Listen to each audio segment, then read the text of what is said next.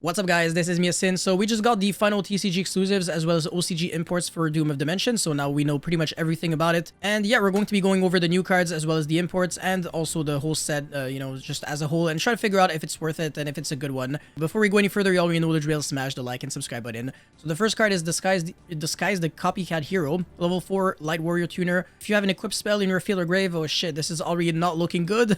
You can special summon this card from your hand. If this card is no more special, you can add a Cursed Copycat Noble Arms from your deck to your hand. And while this card is equipped with an equipped card, you can target a non-tuner warrior monster on the field with a level. This card's level, also its name, become the same as that monster's until the end phase. Each effect is once per turn. This card looks really bad. Alright, Cursed Copycat Noble Arms, so that's the card that works with the monster. The equipped monster gains 200 attack and defense for each equipped spell in your field and grave. So in other words, dog shit. While this card is equipped to a warrior monster, you can activate this effect. You cannot special summon for the rest of the turn except warriors. Also special summon one warrior monster with the same attribute and level as the equipped monster, but with a different name from your deck. And if you do equip it with this card, then destroy the monster this card was equipped to. And this is once per turn. Okay, so unless you can summon a floodgate, I don't really care too much. So honestly, like, both of these cards are pretty dog shit to me. Shanbar, the Flashy Sports Knight, level 8 Light Warrior Synchro. It's generic, 27-21. Monsters your opponent controls lose 400 attack for each equipped spell you control. You gotta be kidding me, come on. Each effect once per turn, you can target another card on the field, send one equipped spell from your hand or deck to the grave, and if you do, destroy that target. So you can send like Cursed Bamboo Sword and then search with it, because it's just going to trigger whenever it's sent to the graveyard. So that's like actually kind of nice. And if this card is in your grave, you can target 2 face-up cards in your spell and trap zone, destroy them, and if you do, special summon this card. I mean, it's not like garbage, but it's not good either, so I don't really like it too much. Phazon Hunting Scout of the Deep Forest, level 5 Earth Warrior Fusion, 2 Earth Warrior monsters. So I guess if it's like a super poly target, that's cool, but I don't really care too much. Unaffected by your opponent's activated effects during the main phase only. Okay, so only on Thursdays and only like between 4 to 7 p.m. Fantastic.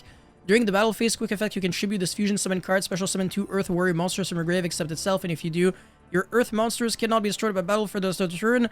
And then this is once per turn. Absolute trash.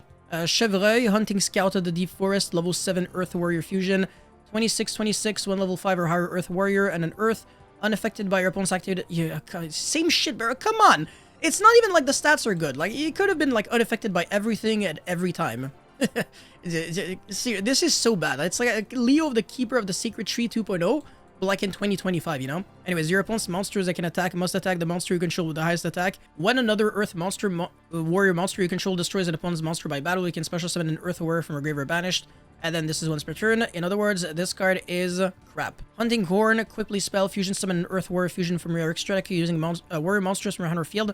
Then if you activated this card during the battle phase, you can choose monsters your opponent controls up to the number of materials used from the hand for this fusion. Oh my god, and their attack become halved to the... Oh my... Oh, no, just no. Just no. Licorice Lily Ripper, combination of Trickstar Licorice and Trickstar Lilybell, and Ghost Reaper, but not really. Level 5 Dark Plant Synchro. It has absolutely nothing to do with Trickstar.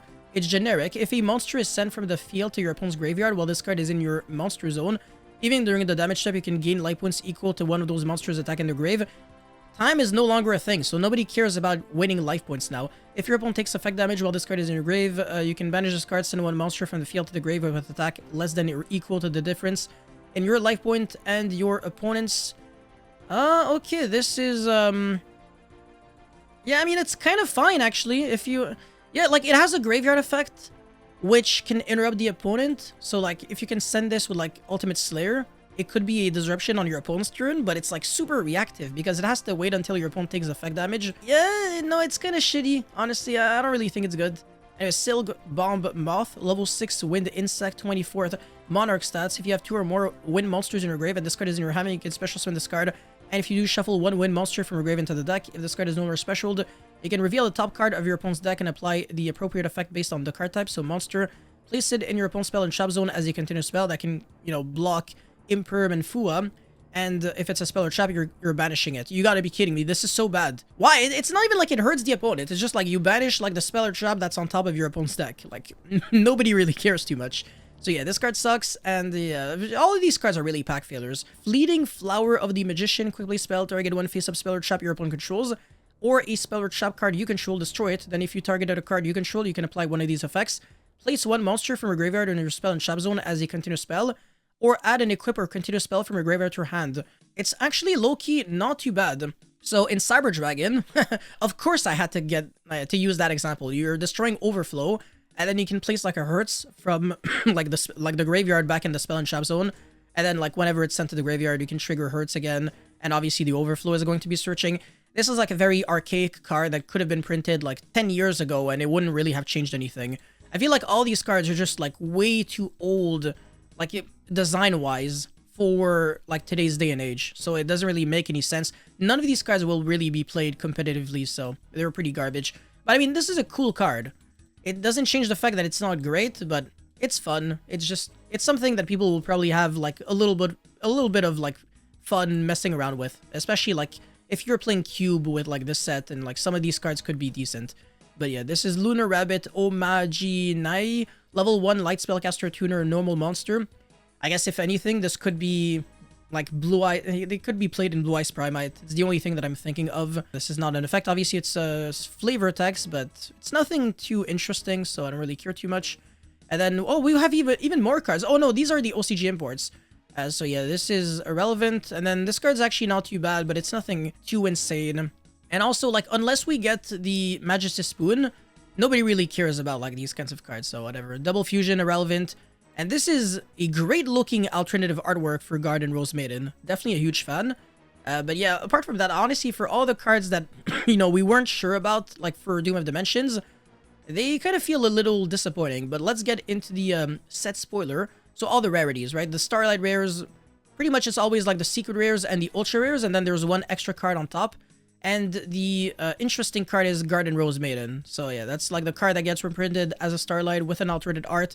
And the reason why it's Garden Rose Maiden is because the set introduces more Black Rose Dragon support. So now for these secret rares, a lot of these cards are not really good. I'm gonna say this right now. Doom Z Drastia.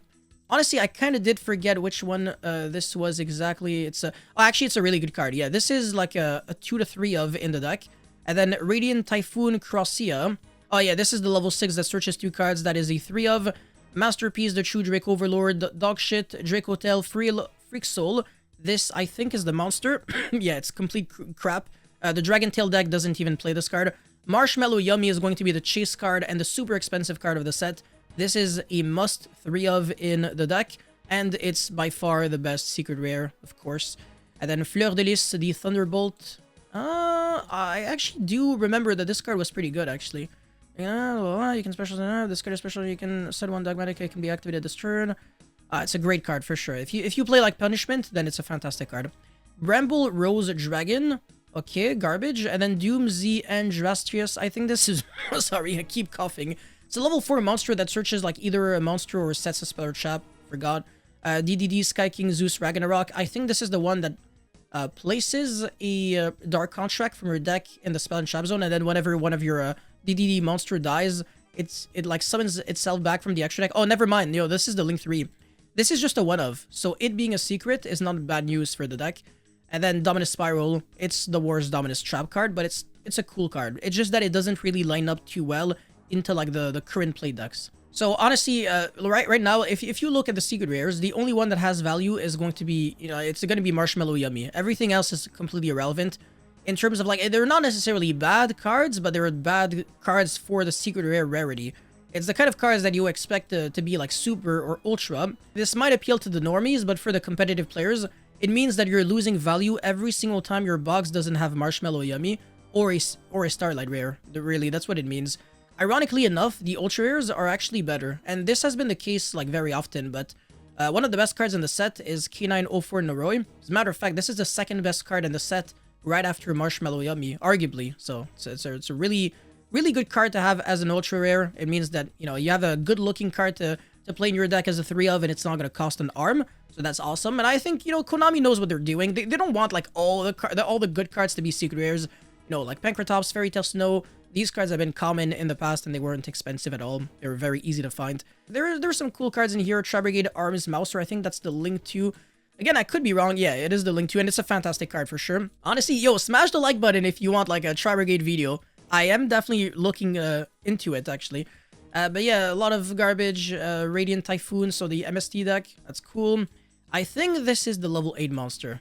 And let me check. I don't know what's wrong with my throat, sorry. Okay, it is the level 8, there you go. That's the card that I was confused with Ragnarok. But yeah, okay, and for the super rares, a lot of irrelevant stuff again. Power Patron, Gookie, the Rose Dragon stuff, MST. All those decks are not really going to be super competitive. The closest one, like out of all the new cards that we weren't expecting to be good, would be DDD. That one's actually decent, everything else is like, whatever. Axon Kicker Oracle is a cool super poly target, but since Vanquish Soul is no longer a thing, this card's irrelevant now, so it doesn't matter. Megalith support is really nice, but why would you play Megalith when Mitsurugi is objectively the better ritual deck? So, you know, like, this deck is not getting support at the correct time. And then, you know, K9, 6/6, X-Checks. Oh my god, there's no way. They, for religious purposes, they removed the third 6 and replaced it with an X, because the X was before. So that's really interesting. So that's a cool name errata. And by cool, I mean very unfortunate. Would have been really nice to have, like, the number of the beast in a monster card name, but whatever. Doomsday Raider, blah, blah, blah. Doomsday, more to Doomsday. This yummy card, this is the continuous spell. Nobody's gonna play it. Especially since time is no longer, you know, a thing. And then Endymion the Crescent Magistus. This is the Link 2 monster, so no reason to waste your time with it. So yeah, for the super rares, honestly, nothing really interesting here. And then for the ultra rares, I mean, the best one really is Noroi. That's it. And then Marshmallow Yummy for the secret rares. Apart from that, we have the commons, but even then, like, we've got, I obviously, like, a lot of DDD stuff. Sulfa Chord, all common. That's cool. Chu Draco, a lot of it is really low rarity, even though Masterpiece is a secret, which you can kind of, like, assume it would be. And then more Gookie stuff, Dark Contract with the Zero King. This card's really good. Then, yeah, more Megalith bullshit, and then blah, blah, blah. Dark Contract with different, And then, yeah, that's the trap card. Kind of sucks. And then, yeah, the new cards, RB, kind of shit. So, alright, okay, so my honest thoughts on Doom of Dimensions as Yacine, right? Not as the YouTuber that would want to have, like, clickbait videos. I think this is a really bad set. Like, I think this is one of the worst sets in terms of, like, value that you're getting. I'm not gonna try to encourage you to buy or not buy the set. This is, like, your decision. You do whatever you want, of course. I will say that for the secret rares, the only good one is Marshmallow Yummy. Apart from that, like, every secret rare that you pull is just not gonna sell. That's a big problem. So if you're looking to make money off of this set, don't even try. You will definitely lose money. It's not gonna be worth anything. A lot of these cards, I mean, it's really just, the really good cards are only played in, like, 2 decks. It's K9 Crystron for Noroi, and then Marshmallow Yummy for Yummy.